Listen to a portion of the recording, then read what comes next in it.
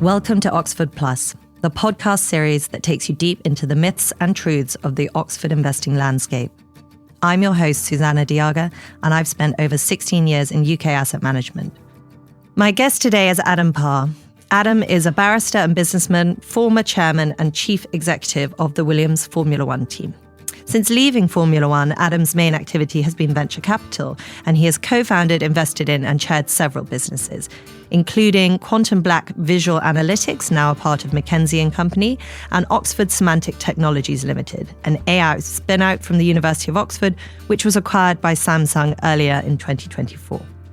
Adam also chairs the Downforce Technologies Limited and the Downforce Trust, a UK charity which he co-founded in 2020 and which is dedicated to accelerating action on climate change. The Trust has helped launch Downforce, an innovative technology measuring natural capital, and SRI 2030, an initiative to promote climate-smart rice cultivation. Adam is a DPhil candidate and a business fellow at the Smith School for Enterprise and the Environment at the University of Oxford, and a research associate at the John Porter Diplomacy Centre, Hertford College, Oxford. He's an author of 2 books about Formula One, The Art of War, 5 Years in Formula One, and co-author with Ross Brawn of Total Competition, Lessons in Strategy from Formula One. He holds a master's from Cambridge University and a PhD from UCL in London. He has lived and worked in Europe, Japan, South Africa, Australia, and now lives in Oxford with his wife and 2 children. Mishcon de Rare have advised Adam on a number of his investments and portfolio companies over the years, including most recently advising on the sale of Oxford Semantics. I'm so pleased to have Adam here today because his perspectives from business, but also internationally, mean that he can bring a totally different lens to what we do in Oxford, what can be improved upon, and what's working really well. Adam, thank you so much for joining today. Good morning. It's very nice to be here. You've got a really interesting background with lots of different phases of your career. I'd love to hear a sort of whistle-stop version of how you came to Williams. Well, I was assigned to go and work in Australia by Rio Tinto, sent out there because it was quite interesting. We just had a failed merger of our iron ore business with another company called BHP. And the head of the iron ore business wanted us to put some blue water between us and the competition. And so I was sent out there to help him do that. And when I got to Australia, I was asking myself, how can we improve our performance every single day of the year? And I thought of Formula One as an industry that just does that. So I had a friend actually here who now lives in Oxford. She was a friend of Frank Williams, and I got his email address, dropped him a message, and he very sweetly flew out to Perth in Western Australia after the Melbourne Grand Prix. And we had tea together and chatted and got on really well. And a couple of years later, my wife and I just had our first child, and everyone was rather tired. The phone went at about 10 o'clock at night, and it was Frank, and he said, "Adam, it's Frank. I just want you to think one day about running the team for me." And I said, "Okay, thanks, Frank." And that was the end of that conversation. And then about 2 years later than that, or 3 years later, Frank called me and said, "Right, it's time. Come and work for me." So I did. And in the meantime, did you think on it? I presume you did. I mean, it's not the kind of thing one ignores when you get a phone call like that. I did think about it, but I didn't really think it was very real. And I was very involved in my career in Australia and at Rio Tinto. I was loving what I was doing, running these huge operations the size of Germany in Western Australia. So I was pretty involved in my day-to-day life. I kept in touch with Frank. I went to a couple of Grand Prix in Melbourne, up in Suzuka in Japan. I had an amazing time getting to know him and the team a little bit. But I didn't really think it was going to happen. I moved back to London before he called me. And then a few months later, he gave me the call up. The biggest thing about it, though, was that I did no due diligence. I had no idea what I was getting into. I wonder now if I had been a bit more thoughtful, whether I would have taken it on. What would you have done to due diligence it now with the benefit of hindsight? From the outside, Formula One is a very glamorous, rich sport. And actually nowadays it is probably more glamorous and more rich than it was then. But when I joined Williams at the end of 2006, the team had just had its worst on-track performance ever, I think. And on top of that, we'd lost our big engine partner, which was BMW, a couple of years before. As a result of that, we'd lost some of our big sponsors. So when I joined at the end of 2006, the company was actually in quite serious debt and was really underperforming on the track and was really struggling. What I didn't know on top of that was that the financial crisis was 12 months away. And our biggest sponsor was Royal Bank of Scotland, which of course was probably the biggest victim of that financial crisis. So my due diligence wouldn't have figured out the financial crisis, but I certainly would have realized that there was a lot of work to do. So you were in London, you take this call. Did you move straight away up to Oxford? I moved pretty quickly up to Oxford, and then my family joined me. We bought a house a few months later. It was not possible to commute really from London to just outside Wantage, where the factory is. I wanted to be somewhere nearby, and in fact would go in 6 days a week when I was not traveling for a race. So it was important to be nearby. And you obviously had a lot to focus on internally, but with that move into Formula One and into what is a well-established cluster of Formula One in Oxfordshire, was it very inward-looking, or is there a lot of outward-looking engagement as well?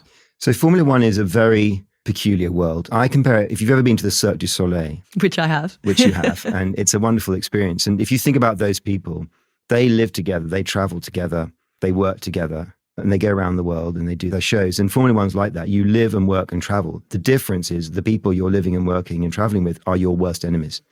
They're the people who are literally set to destroy you. That's their mission.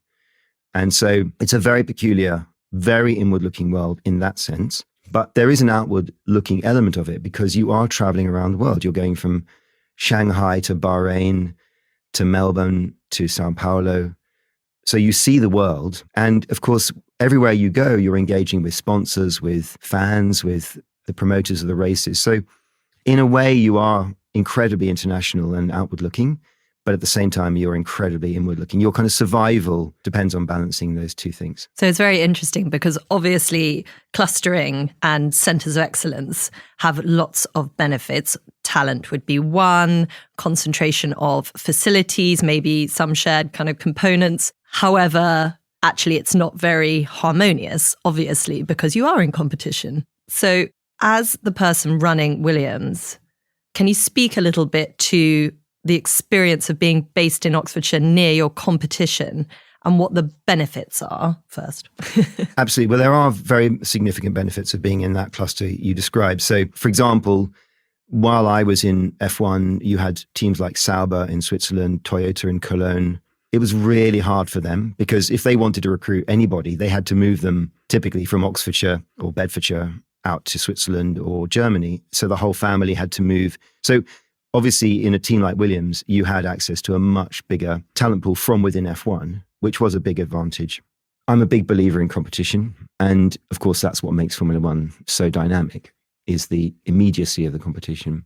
And also the kind of breadth of it, the fact that it's competition for sponsors, for drivers, for talent, for innovation, everything. The cycle time is so short. The learning time is therefore equally short. So I think that the intensity that you feel living in an area where it's all happening is very important. Given the situation you found yourself in, where it was quite under pressure, did you ever see the flip side of that, where you became a sourcing pot for other teams that were doing better? Yes, that does happen, of course. But the other aspect of being in a team is that if your team is winning, everyone's a hero and everyone's a champion. And if you're losing, the assumption is that everyone's rubbish. So it takes quite a discerning competitor to recruit people from a team that isn't nailing it. So you have a sort of advantage in a way, not advantage that anybody wants, but you'll find that people are much more likely to be poached from a Red Bull or in my day, McLaren. So success has a halo around it, which you have to be very careful about when you're recruiting, because just because someone is in a winning team, of course, they are actually a world champion and that's fantastic.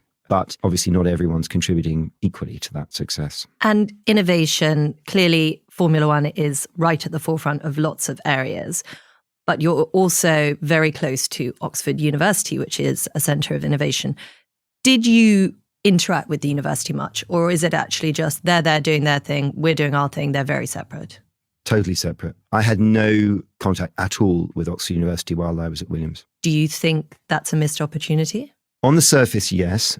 But I want to tell you a little story, which I think was really interesting. So Jonathan Miller, who was a doctor and a playwright and a wonderful, talented guy, he was asked if he believed in reincarnation. And he said, just have a look at a cockroach. If you look at a cockroach, it's so obviously very, very busy just being a cockroach. It's unlikely that it's also a reincarnated human. And I think in there is a truth, which is that when you're doing F1, you're just so busy doing F1 that it's really hard to engage with other industries or sectors. And people often ask me, oh, could I do a partnership? Or I've got a new product idea. Should I launch it with an F1 team? And I say, you're going to really struggle to get an F1 team to engage with you unless it's going to make the car faster pretty much now. Yeah, fair enough.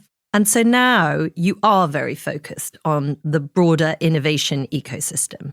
You have pivoted out of your full-time Formula One career, and that's your whole focus. Obviously, you were in a very innovative industry.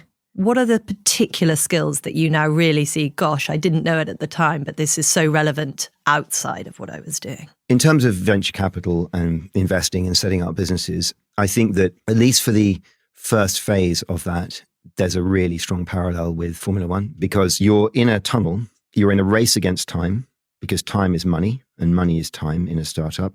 So hitting milestones of product development, commercialization is absolutely crucial. It's very intense and it's very focused. And rather, as I said about a Formula One team, they have to focus on being a Formula One team.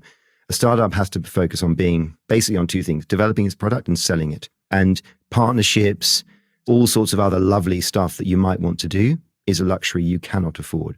So I think that absolute focus at the beginning is really important. That sense that time is money. The thing about Formula One, just again, to share an anecdote, I remember one year in Formula One where we had in those days probably 18 races. And let's say the first race was in Melbourne, the last race was in Brazil. The slowest car in Brazil would have been the fastest car in Melbourne. So had it raced in 6 months earlier, the slowest car would have won the first Grand Prix. And that was 31st of March to end of November. That's the pace of development in Formula One. So the difference between success and failure can be a few months in a startup. How do you build a pipeline? Is it very organic? Do things come to you now because you've done a bit of this? Or are you actively searching out particular type of ideas? Right now, I'm not searching out ideas. I'm very focused on my current portfolio, which is probably more than I can handle anyway. Ideas came organically. Maybe I could give you 2 or 3 examples. So my first investment was in a company called Ingenie, which was set up by a chap called Richard King. I met him at a concert. I think it was a Rod Stewart concert. And we were just chatting and he said, I've had this idea. I really want to do it. And I said, come and see me. It was about young driver insurance. It was one of the first products to use not a black box, but actually a smart box where the insurance premium was based on how someone drove. So we were able to reduce their premium based on them driving well.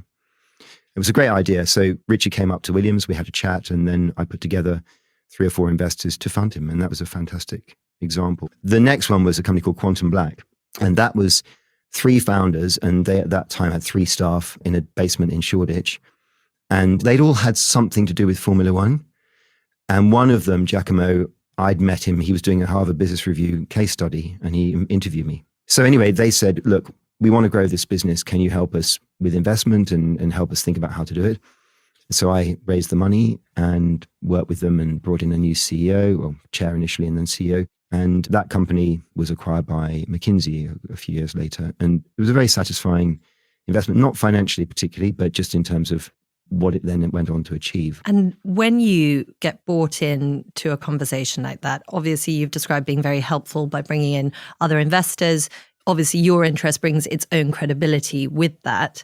How involved are you beyond that? It really depends. So with Quantum Black, I was quite involved in helping them get going and find the right leadership, etc. With Ingenie, very little, because Richard had a chair called Steve Broughton, who was enormously competent as well and from the industry. So they just got on with it. I provided a little bit of strategic advice from time to time. But other companies, I've been the founding chair. And one of them, Oxford Semantics, for example, I chaired for 8 years, right from birth through to its acquisition this year by Samsung. And which do you prefer? I think chairing a company that you're very invested in and working with a team that you really like and founders that you really like is very satisfying. And I enjoyed that. But you can't do too many of those because it's pretty full on. So I think it's horses for courses. It depends what the team need, where you can add value and what you feel like doing, what you're interested in. So you chair and you also co-founded the Downforce Trust, which is dedicated to accelerating action on climate change. I am aware of this, but I think even when I first heard it, it surprised me a little bit, the connection between high-performance motorsports and innovation for climate change or climate tech. Can you talk a little bit about some examples that come out of Formula One? Because I think it's really interesting and people don't understand it well enough. Sure. Well, there are 2 different elements to this. So one is actual technologies coming out of an F1 that could help with the climate crisis. They are relatively limited, but they're not insignificant. So, for example, over many years, the development of the internal combustion engine just got more and more efficient. But I remember that, again, in my time in Formula One, we compared the fuel efficiency of our F1 car with a Toyota Prius, and we beat it hands down. Because in that sport, the use of energy is absolutely fundamental. A little known fact about F1 engines is that part of the way to maximize the power of an internal combustion engine is to get as much air as possible into the cylinder. And F1 engines have a vibration, a wave that goes through them that expands the metal. So you get a slight expansion of the cylinder at the moment when you're putting the air in, which gives you more capacity. So it's extraordinary, the lengths that people will go to optimize an internal combustion engine. And of course, we introduced hybrid technology, turbocharging, heat recovery during my time. So it was extraordinarily efficient. And some of those technologies, particularly battery technology, has gone and been a significant player in electric vehicles. And I think we were all pioneers in that. That's a kind of direct transfer of technology. But I think what I've tried to do with my work is much more about taking the ethos of F1, which is the value of time, getting on with it, trying things out, not worrying about failing. Beg, borrow, and steal is another thing. People in lots of industries and in life in general don't like taking other people's ideas. They want to invent everything themselves. And that's amazingly time consuming and wasteful. And of course, in F1, if you see someone doing something smart, you nick it as fast as you can. And there's pride in good copying. That's another thing where, as a trust, we're saying, well, what works? So to give you a couple of examples, nuclear energy works and it's low carbon. Not everybody loves it, but who cares? And it's really interesting. We started funding a group in the House of Lords who basically tweak legislation as it goes through the Lords to make it more nuclear friendly. They're called legislators for nuclear. And actually, they're from a green background. They're environmentalists, and they see this as a way of being smart. But what they're doing is they're going with the grain. In the UK, all three major parties agree that nuclear power is necessary. We're not trying to advocate for change or convince people about something. We're just saying, let's do this smarter and quicker. Another example is my work on rice. I have a team of people working on a way of growing rice. Now, rice is the second largest source of methane after cattle. Wow. In agriculture. I did not know that. No. And the reason for that is that when you flood a rice field, the way that the living organisms die creates methane. So there's a way of growing rice which was developed in the 1980s by a Jesuit Frenchman in Madagascar, a missionary. And he figured out that if you plant the plants in wider spacing, so 25 centimeter grid, and you keep the field damp but not flooded, you get twice as much rice. And then after he died, people figured out you also get half as much methane. So there's a way of growing rice which produces twice as much rice. It uses half as much water. It produces half as much greenhouse gases, and it gives the farmer a much better return because they also use 90% less seed. So this is called going with the grain, right? We're not trying to invent something new. We're trying to get that expanded out there. But there's a certain irony in using that expression because changing the way we farm is really difficult. Even when it's obviously better, farmers all over the world are very reluctant to change. I can only imagine. So that's exceptionally interesting. And you've said a number of things here about approaches from Formula One, which really make a lot of sense. So I liked the point you made around beg, borrow, steal, failure, not having a fear of it. When you speak to people that come from an academic background, do you find that's quite hard to get them to accept? Because there's almost, it is academic. You do have that perfectionist tendencies often in people. Do you find it's a bit like oil and water, or do people take the advice? It is oil and water. In fact, if you had to take three principles of F1, time is money, so time is crucial, fail quickly, and beg, borrow, and steal. Those are the three things that a good academic will never, ever do. Right? They rarely are very conscious about time. They're much more conscious about getting it right. And they want to be original. They have to be original. So you couldn't imagine three more different principles. And failing fast is not an option for academics. They hate failing. And I say I'm also an academic. We hate it when our work is criticized and found to be incorrect. And a career is built on that. So I think you couldn't imagine a more opposed world. And so given that there are new entrants coming in to particularly Oxford with the Ellison Institute of Technology, that as we understand it to date is going to have very different funding system and not require people to publish necessarily. it is going to be disrupting some of those forces you talk about. I'd love to know what your view is on that. I absolutely welcome anything that translates academic research into impact, because there's not a lot of point in doing great research if it never makes any difference to the world. And I don't think that's what academics want. I think they want their work to make a difference and to have an impact. But the promotion system is very much oriented towards points for getting your articles published in recognized journals. And that's how the university is rated. So it's a system that we're trapped into, where it's better to pump out articles than it is to see one really significant piece of work taken right through to hitting the world stage. And one thing I observe about climate change and biodiversity and everything else we're trying to achieve is that the world only changes through three things: physics, chemistry, and biology. That's the only thing that's just going to change the atmosphere. You can have the best workshop in the world. You can set the best target in the world. You can have a COP that sets wonderful commitments. It doesn't make any difference. A great academic paper doesn't make any difference. Even a law like the Climate Change Act of 2008 doesn't make any difference. Only chemistry, physics, and biology makes a difference. So at some point, whatever you're doing has to translate through to one of those things. It's interesting, isn't it, how hamstrung we can become by historic structures. And I hear this from many people when I interview them or have conversations in Oxford, that the academic wheelhouse is not optimal for impact, as you say. And I always think of this analogy that promotion outside of universities is also quite often takes people from their jobs and puts them into managerial positions. And a great example would be coders, or they talk about promote your best salesperson to managerial, and you've lost your best salesperson and gained a bad manager. And it feels a bit like, in asking academics to be focused on academic publishing, we really are losing the application of our greatest minds to the issues that we should be asking them to focus on.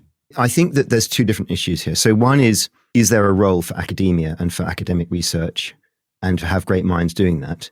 And the answer is absolutely there is. And we've got a lot of people on this planet, so people need to keep busy. We can afford to specialize and have people in universities doing great research, and including research that has no immediate impact. Where I think we do need to improve our game is to take research which should be having an impact and then make it have an impact. And I have given some thought, obviously, to how we do that, but the system is not supportive of that. I mean, it's positively inimical to achieving that at the moment. On the question of outside academia, people being promoted into roles which they're totally unsuited for, I mean, that is a great truism, and we've all seen it ourselves, right? And I think that also affects another problem, which is that quite often promotion, the only way to succeed and to feel you're making progress in your career is to be promoted, when actually what you love and what you're good at is doing the same thing. And there are some innovations around this. So actually in a podcast, a different one that I listened to around this, it said that there are some companies, particularly where they have lots of coders or technologists, that will have rankings. So seniority, you can opine maybe on executive strategy, but without automatically having to manage a team of X many number of people, if that's not what you enjoy or you're good at. And how important that is for retention of particular types of talent and keeping them focused on what they enjoy. If I may mention an example of that, we were having lunch with the chief technology officer of Samsung as part of this transaction that we just did. And he mentioned that at Samsung, they have precisely that, which is they have a career path for their top technologists, scientists, etc. So they can have the same rank and status as the kind of vice presidents, but they're not leading teams necessarily. They're doing their thing. Yeah, because it's very one-dimensional and it doesn't serve all types of people. And I suppose what we're therefore agreeing on is that perhaps in academia there should be a different track that doesn't impose the traditional structure of publishing on everyone.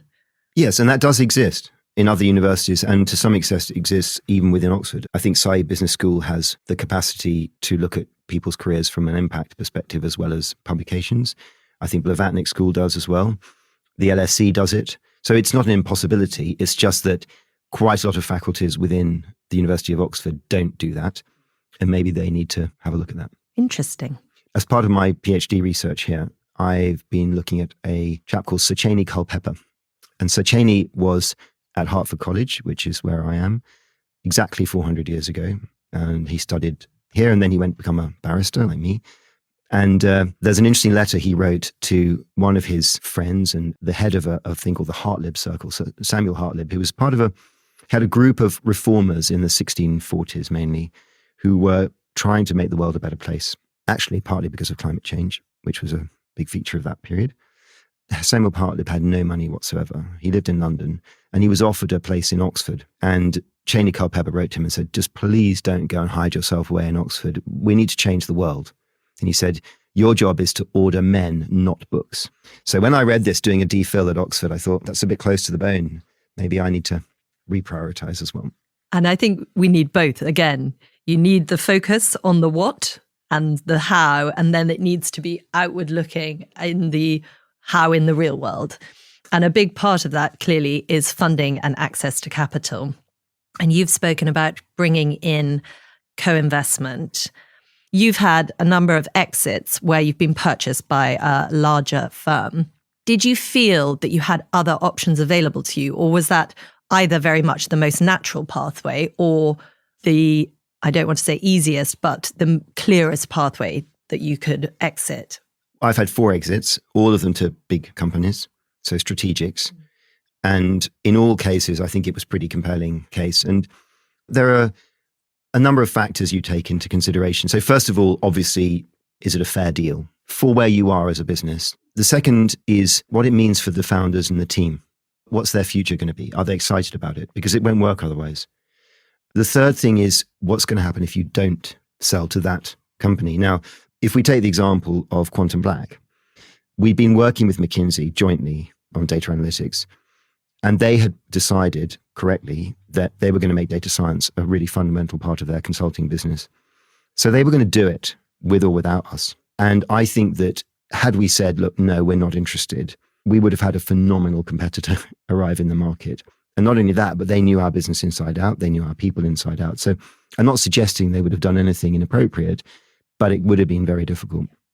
The most recent one with Oxford Semantics, that was a tough call because we were doing knowledge graph technology that has suddenly become absolutely core because of Gen AI. It's a really good complement to Gen AI in the way you integrate and store data.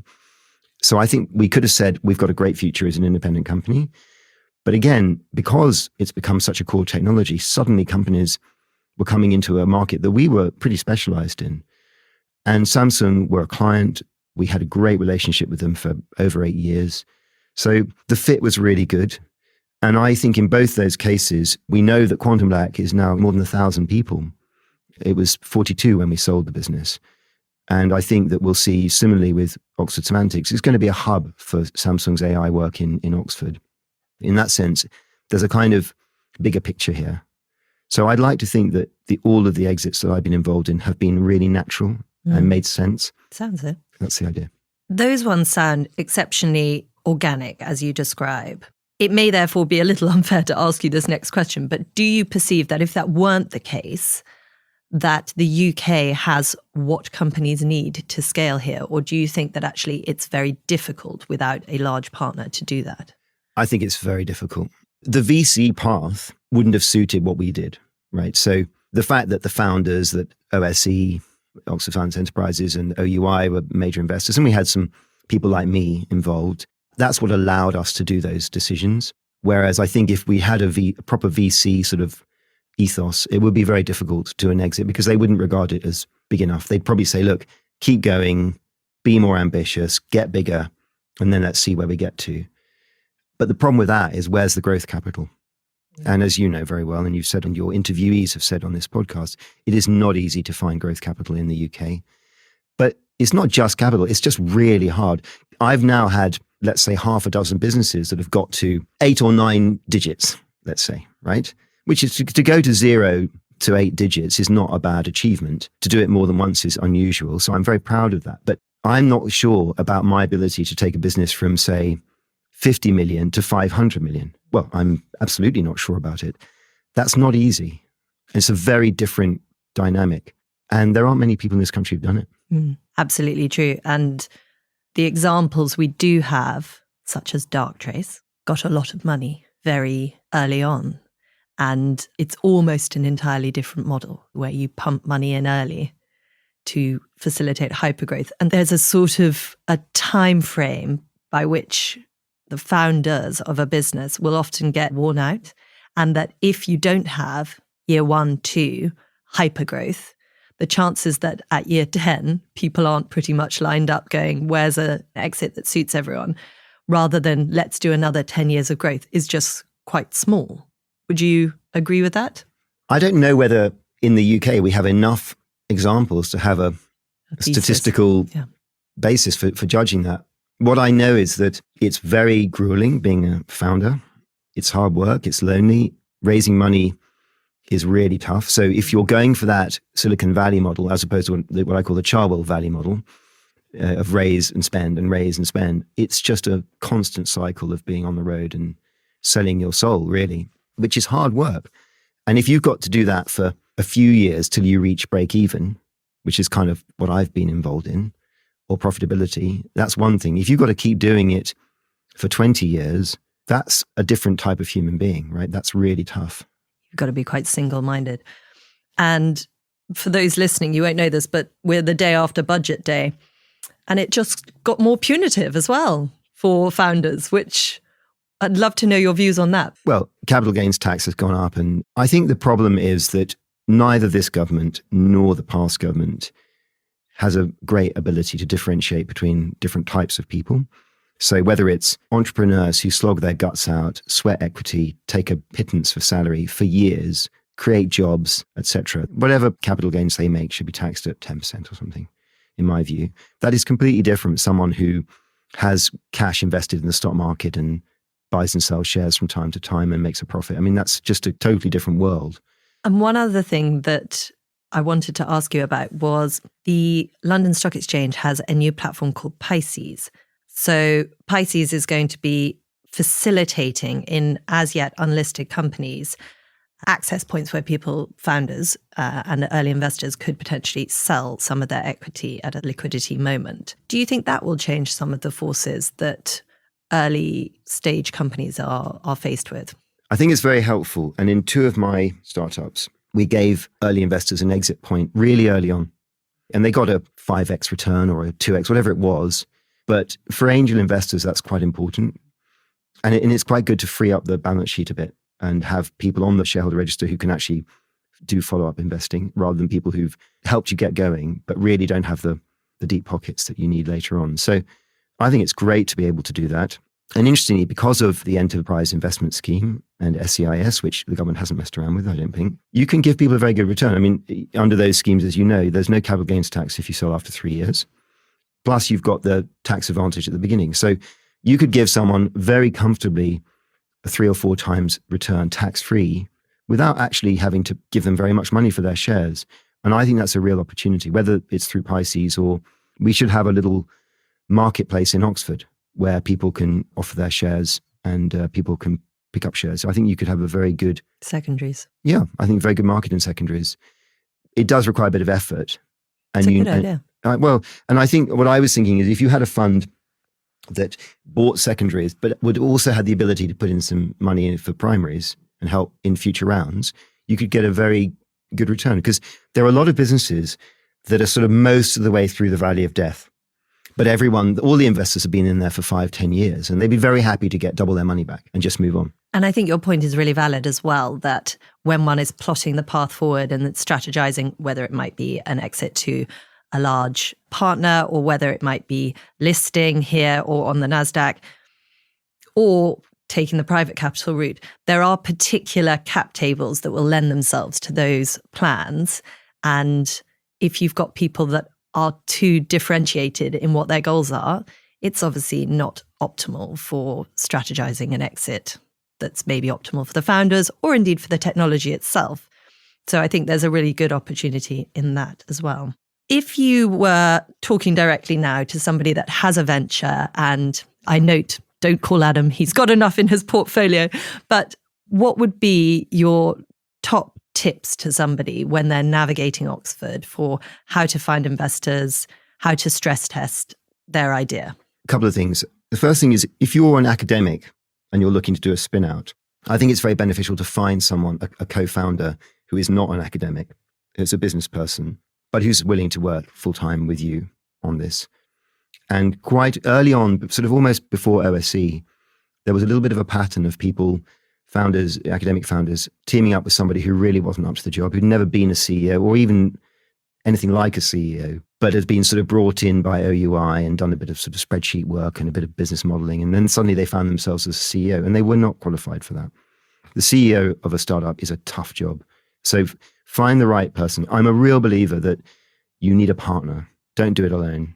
The second thing I say is get it in writing. So whatever arrangements you're going to have between you in writing, clawbacks if one of you caves after 12 months. You don't want to find that your business partner says after 6 months, I've had enough of this, and walks away with 30% of the equity of the business. So you need to document it properly. The next point I make is around IP. So what is your IP and how have you secured it? What are your barriers to entry? There's no point in doing this if somebody else can just copy what you're doing straight away. So, and especially if you're an academic and your world is publishing, you've got to secure your patents before you publish. It's simple things like that. So if you can get those three things right, the next thing I would say is be realistic about the competition. There are so many cases where people think, I've got a good idea, but they don't really look at whether someone else is doing it or has tried and hasn't succeeded. So really be honest about how difficult this is going to be. And then you're going to raise money. Now, if you're in the Oxford ecosystem, I'm a real believer in OUI and OSC. Now, with the new arrangements, they take such a little proportion of the equity, 20%, which they split between the university and OSC now. I think teaming up with them brings a lot of credibility, and they also bring a lot of help. A lot of benefits of doing that, but get your ducks in a row first.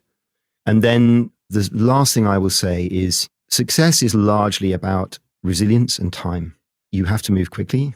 Things will take longer than you expect, and you have to be resilient. So looking at your own character and the character of your co-founder or founders is really important. If they're quitters, you're in trouble, because this is not going to be, hey, wow, we produce a product, everybody loves it, everyone buys it, we make a fortune, and 3 years later we're sitting on a beach in Hawaii. It's not going to be like that. It's going to be the exact opposite of that. So character, resilience, patience, but a sense of urgency. It's tricky balance. Well, thank you very much. I think that's a really good note to finish on. And this has been, for me, a very interesting conversation, and I'm sure for those listening. Thank you very much. Thanks for listening to this episode of Oxford Plus, presented by me, Susanna Diaga. If you want to stay up to date with all things Oxford Plus, please visit our website, oxfordplus.co.uk, and sign up for our newsletter so you never miss an update. Oxford Plus was made in partnership with Mish Kondaraya and is produced and edited by Story 94.